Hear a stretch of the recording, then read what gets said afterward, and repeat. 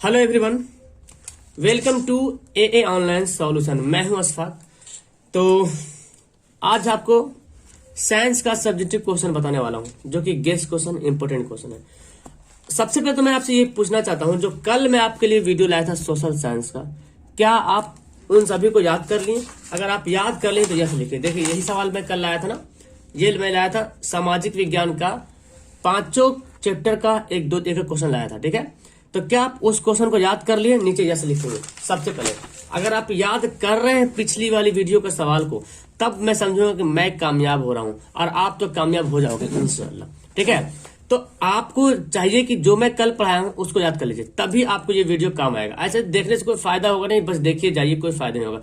अगर आपको अच्छा नंबर लेना है, बस अगर सवाल आपको याद है तो बहुत अच्छी बात है, और अगर याद नहीं है तो आप उसको याद कर लीजिए। चलिए ठीक है, यहाँ पे फिलहाल आप सब्जेक्टिव क्वेश्चन करते हैं। आप क्या करते हैं वो आप खुद जानते हैं। अपनी आत्मा से पूछिए और कहिए कि क्या आप याद करते हैं। सबसे पहले सवाल यहाँ पे है, गर्भ निरोधक युक्तियां अपनाने में के क्या कारण हो सकते हैं? जो गर्भ निरोधक जो युक्तियां अपनाते हैं, नए नए तरीका अपनाते गर्भ निरोधक, तो उसके अपनाने के क्या कारण है? तो गर्भ निरोधक युक्तियां अपनाने के भिन्न कारण हो सकते हैं। सबसे पहला कारण यह है कि देश की जनसंख्या लगातार बढ़ती जा रही है, जिससे अनेक प्रकार की समस्या उत्पन्न हो सकती है। गर्भ निरोधक का मतलब ये हुआ, सिंपल से भाषा में समझ ले, जो महिलाएं होती हैं तो वो चाहती है कि हम जो जनन करते हैं, जनन में जो बच्चे जो पैदा होते हैं, तो उनको कंट्रोल किया जाए।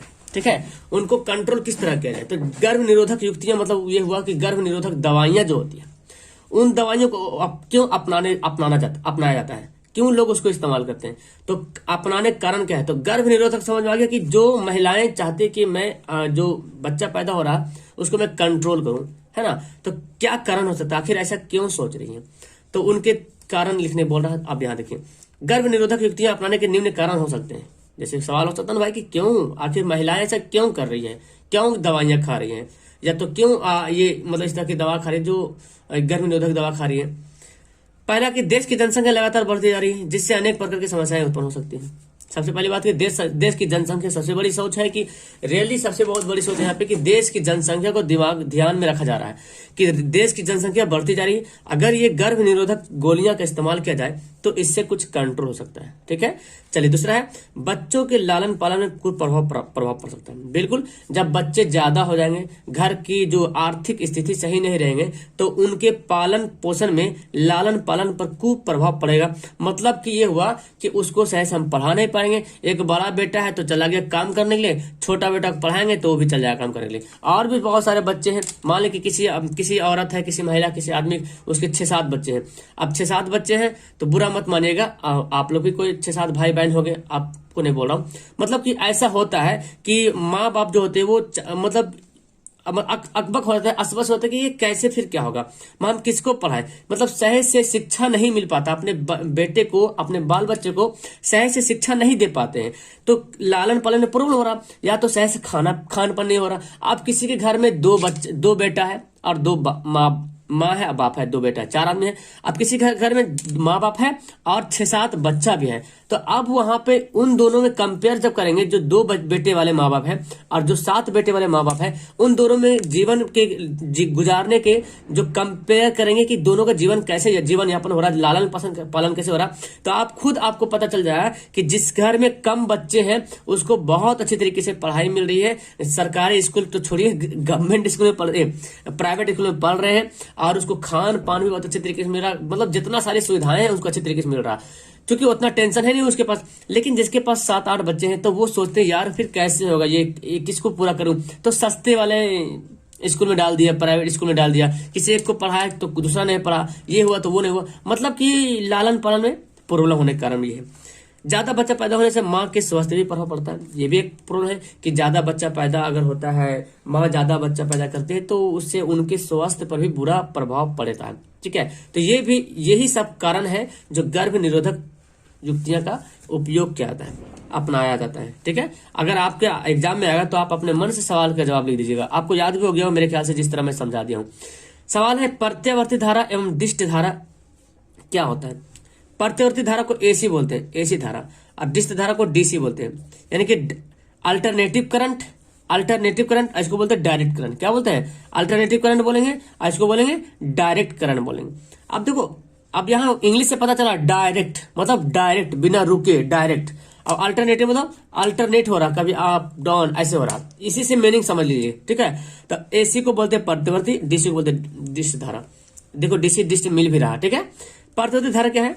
प्रतिवर्ती धारा की दिशा एक निश्चित समय के बाद बदलती रहती है, यानी कि जो प्रतिवर्ती धारा होती है ना, उसकी दिशा जो है बदलती रहती है। इसका अगर फिगर में बना दूं तो कुछ इस तरह से देखिए, यह है प्रतिवर्ती धारा की दिशा, ठीक है। यानी कि एक बिंदु शुरू हुआ, दूसरा बिंदु गया, तो देखिए अप डाउन, इसका दिशा जो है ना, प्रतिवर्ती धारा की दिशा जो है एक निश्चित समय के बाद, एक टाइम फिक्स होता है कितना टाइम में बदलना है तो बदल जाता है, एक निश्चित समय के बाद इसका बदलते रहता है।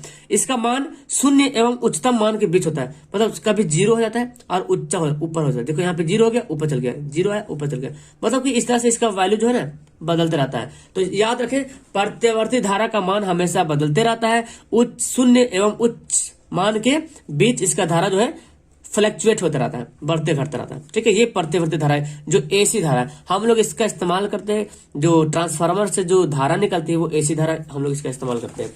अब आपका यहाँ पे दूसरा डीसी धारा, ये देखिए डीसी धारा जिसको बोलते हैं, दिख रहा आपको? चलिए, हाँ दिख रहा, चलिए ये है डीसी धारा। अब डीसी धारा का मतलब क्या हुआ? डायरेक्ट करंट हो गया। इसका जो है ना, एक ही दिशा में विद्युत धारा के अस्थायी प्रवाह को डीसी धारा कहते हैं। एक ही दिशा में मतलब डायरेक्ट जा रहा है इसे, बिना रुके डायरेक्ट, ये होता है डीसी धारा। एक ही दिशा में विद्युत धारा के अस्थायी प्रभाव को डीसी धारा कहते हैं। अस्थायी प्रभाव समझ रहे हैं ना, मतलब एक इफेक्ट प्रभाव कि इधर जाएगा तो जाएगा और बिना रुके हुए जाएगा, लेकिन उसमें क्या हो रहा था? चेंज हो रहा था, ऊपर नीचे हो रहा था। इसकी दिशा हमेशा एक ही हो रहा था, हमेशा अगर इधर जा रहा तो इधर ही रहेगा। जैसे कि आप जो इन्वर्टर यूज करते हैं, इन्वर्टर जो यूज करते हैं, उससे जो धारा निकलती है वो डीसी धारा निकलती है, डीसी धारा निकलती है। उसको देखेंगे आप, उससे जो करंट निकलता है काफी हार्ड करंट रहता है उसका। तो ये होता है कि एक ही ओर, यानी कि जो डीसी करंट होता है वो एक ही दिशा में जाते हैं, वो फ्लक्चुएट नहीं होता है, बढ़ता घटता नहीं है। ये होता है एक ही धारा।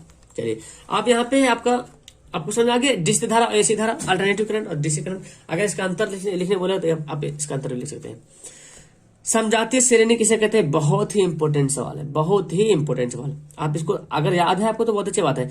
देखो इतना सारा आपको लग रहा है ना, ये बड़ा है, एक्चुअली बड़ा इसलिए लग रहा है क्योंकि देखो इधर मैं जगह छोड़ दिया, इधर भी जगह मैं छोड़ दिया हूँ। देखिए इधर देखिए जब कितना जगह मैं छोड़ दिया हूँ, इसलिए ये पतला बन गया, नैरो हो गया, इसलिए बड़ा लग रहा है आपको, ठीक है। समजातीय श्रेणी होता क्या, आपको मैं समझा देता हूँ अच्छे तरीके से, लंबा है ना, आपको याद हो जाएगा, सुन लीजिए। समजातीय श्रेणी वैसी यौगिक की श्रेणी, श्रेणी मतलब समझ रहे हैं, श्रृंखला जिसको बोलते, चैन है ना। तो समजातीय श्रेणी एक ऐसी यौगिक की श्रेणी है जिसके सभी सदस्यों को किसी सामान्य सूत्रों से व्यक्त किया जाता है ना। अगर कोई भी सदस्य है ना तो एक सूत्र से व्यक्त किया जाता है, सभी सदस्य, जैसे कि ethane, methane, butane, propane, hexane, heptane, उसको एक सामान्य सूत्र से व्यक्त किया जाता है। या तो इथाइन, ब्यूटाइन, प्रोपाइन, है ना, इस तरह का हुआ। मतलब सभी सदस्य का बोला, सभी सदस्य मतलब एक जो कार्बनिक यौगिक है तो उस सदस्य के सभी सदस्य को एक समान सूत्र से व्यक्त किया जाता है। तथा किसी भी दो क्रमागत सदस्यों के अनुसूत्र देखा जाए तो CH2 का अंतर होता है हमेशा। अब आपको मैं इसका एग्जांपल में देके बताऊंगा तो मेरे ख्याल से आप अच्छे तरीके से समझ में आ जाएगा आपको, ठीक है। अब देखिए मैं इसका एग्जांपल देता हूँ।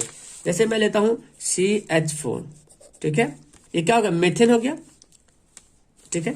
अब एथेन देखना है तो C2H कितना लेते हैं? 6 लेते हैं। अब देखिए इसका फॉर्मूला देखिए, फॉर्मूला का तो CnH2n+2 ये होता है, ठीक है। कार्बन 1 नंबर है तो कार्बन 1 यहाँ पे, 2 एकम 2, 2 2 4 यहाँ पे हो गया, ठीक है। कार्बन 2 है तो कार्बन 2 बना दिए, 2 दूना 4 और 2 6 हो गया। अब यहाँ पे देखिए इन दोनों का डिफरेंट, देखिए इन दोनों का डिफरेंट। अच्छा देखो कार्बन 1 बढ़ा यहाँ पे, कार्बन यहाँ पे कितना बढ़ा? 1 बढ़ा कार्बन, और हाइड्रोजन कितना बढ़ा? देखिए हाइड्रोजन 2 बढ़ा। अगर आगे बढ़ते हैं मीथेन, इथेन, प्रोपेन जाते हैं तो C3H 3 2 6 2 8, ये देखिए। तो देखिए यहाँ देखिए, अब यहाँ देखिए अंतर, इन दोनों में अंतर देखिए। एपी पढ़े ना, एपी पढ़े ना, क्या बोलते हैं उसको, समांतर श्रेणी पढ़े, उसी तरह से है। देखिए कितना कार्बन का अंतर है, ये 2 है कार्बन, यहाँ पे 3 कार्बन, तो 1 कार्बन का अंतर हो रहा, 6 कार्बन और 8 कार्बन, कितना कार्बन का अंतर हो रहा है? 2 कार्बन। तो इसी तरह से आप इथाइन करेंगे, ब्यूटाइन करेंगे, मतलब इथाइन, प्रोपाइन, ब्यूटाइन एक ही श्रेणी के ले जाएंगे साथ में तो CH2 का डिफरेंट आपको दिख जाएगा। या तो एथीन, ब्यूटीन, प्रोपीन, तो इस तरह से बढ़ते जाएंगे ना, जो कार्बन का जो IUPAC नेम लिखने का जो तरीका है, तो आपको सेम इसका अंतर दिखेगा CH2 का। इस श्रेणी के सभी सदस्यों के सभी यौगिकों में एक ही क्रियाशील समूह रहने के कारण उनके रासायनिक गुणों में समानता। एक ही क्रियाशील समूह, अब जैसे बता रहा था मैं, जैसे एल्केन, तो एल्केन का ही होना चाहिए, एथेन, मीथेन, ब्यूटेन, प्रोपेन, इस तरह से, एथीन, ब्यूटीन, प्रोपीन, है ना, इस तरह से। तो एक ही समूह के क्रियाशील रहने के कारण इसमें का समानता पाई जाती है। क्या पाई जाती है? समानता। क्योंकि समानता इसलिए पाई जाती है क्योंकि एक ही समूह, एक ही क्रियाशील समूह के होते हैं। तो आपको याद हो गया। अब जैसे उदाहरण में यहाँ पे बता दिया हूँ कि CH4 तथा C2H6, देखिए यहाँ पे CH4 C2H6, अभी मैं बताया हूँ कार्बन कार्बन कितना अंतर, देखिए यहाँ पे एक कार्बन, यहाँ पे 2 कार्बन, तो एक कार्बन का अंतर हो गया, और हाइड्रोजन 4, हाइड्रोजन 6, 2 हाइड्रोजन का अंतर हो गया। तो CH4 C2H6 में CH2 का क्या है? अंतर पाया था। यही तो है, यही तो आपका क्या है? यही है समजातीय श्रेणी, यानी कि समान समजातीय मतलब एक ही जात के श्रेणी। बोलते हैं तुम एक ही जात के हो यार, कुछ भी कर लो। एक होता है ना कि जैसे कि एक ही जात का है, जितना बड़ा से बड़ा कपड़ा पहन लो, चमार लोग या तो और बहुत सा देखिएगा, बहुत सा, हम किसी की जात को बुराई नहीं कर रहे हैं, किसी भी जात को देख लीजिए, चाहे एकदम नीचा से नीचा जात देख लीजिए, वो आप उसका जाति का असर दिख ही जाएगा, चाहे जितना भी वो सूट बूट में हो जाए, लेकिन उसका जो जाति का जो असर है ना वो हमेशा दिखेगा। तो हम, मेरा यहाँ कहने वाला किसी को बुरा नहीं कर रहा हूँ, सम जाति को समझा रहा हूँ कि एक ही समान जात का उसका फॉर्मूला अलग रहेगा, फॉर्मूला। लेकिन अगर एक श्रेणी में अगर बढ़ते हैं, श्रेणी पर समांतर क्रम में अगर आप श्रेणी में बढ़ते हैं तो देखेंगे ये कि उनमें जो है ना CH2 का डिफरेंट पाया था। ठीक है, ये बेनिफिट होगा इसका। अब लास्ट में एक ऑप्शन, ये सवाल दे रहा हूं, ठीक है, ये आपका ना होमवर्क है और इसका आंसर मैं अभी दिखा दूंगा, लेकिन वीडियो अभी आप देख रहे हैं तो पहले वीडियो को पॉज कर लो, रोक लो, पहले वीडियो को रोक लिए और उसके बाद नीचे कमेंट बॉक्स में आइए, नीचे कमेंट बॉक्स जाएंगे, वहां पे आपको सजीव के मुख्य 4 लक्षण के नाम लिखना है। कितना लक्षण का नाम? 4 लक्षण का नाम। ठीक है, चलिए, तो आप अगर वीडियो रोक लिए, लिख दिए, चलिए, तो ईमानदारी पूर्वक आप वीडियो रोके होंगे, लिखे होंगे। अब मैं इसका आंसर दिखा रहा हूं और आपको पता होगा, जैसे देखिए प्रजनन हो गया, मतलब लक्षण, मतलब प्रजनन ये सजीव के लक्षण है, गति करना, वृद्धि, श्वसन, इसके अलावा और भी है उद्दीपन, है ना, बहुत सारा लक्षण है। तो ये जो है प्रजनन हो, जनन प्रजनन हो गया, गति, वृद्धि, श्वसन हो गया, उद्दीपन हो गया, इसके अलावा और भी कुछ हो सकता है, देख लीजिए। तो ये 4-5 जो है ना मुख्य लक्षण है, सजीव के जो है मुख्य लक्षण, इसकी ये होना बहुत जरूरी है। चलन भी बोल सकते हैं, चलता है जो, हालांकि पेड़ पौधा तो चलता है, गति तो बोल ही दिया। तो इस तरह की ये समझाते श्रेणी आपको याद हो गया होगा, अगर याद नहीं है तो इसको नोट कर लीजिए, लिख लीजिए। तो फिलहाल आपको ये सारा सवाल जो मैं बताया हूँ बहुत इंपॉर्टेंट है, आप इसको नोट कर लो। और वीडियो कैसे लगे आपको नीचे कमेंट अपना जरूर कीजिएगा, एक बार कमेंट जरूर करेंगे आप, लाइक कर दीजिए अगर अच्छा लगता है वीडियो तो, ठीक है।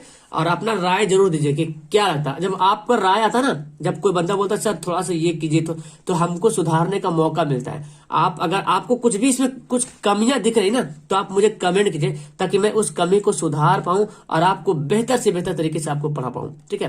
क्योंकि मेरी कमी आप ही तो बताएंगे ना कि हम कैसे पढ़ा रहे हैं। आपको अच्छा लग रहा, अच्छा नहीं भी लग रहा तो भी, कोई बंदा डिसलाइक करता है तो हम उससे उदास नहीं होते हैं, कोई बंदा डिसलाइक करता है तो हम उससे सीखते हैं, मतलब कहीं ना कहीं हम कुछ गड़बड़ कर रहे हैं, शायद उसको हम समझा नहीं पाए। तो आपको भी लगता है कि सर कुछ सवाल में कुछ ऐसा कुछ भी लगता है तो आप मुझे कमेंट किया ताकि मैं उसको अगले बार से अच्छे तरीके से इंप्रूवमेंट करके आपको बता पाऊँ। ओके, ठीक है, चलो ठीक है, वीडियो के साथ फिलहाल करता हूँ लाइक, लास्ट करता हूँ और आप लोग भी लास्ट कर सकते हैं। Okay, bye, that's all, thank you everyone.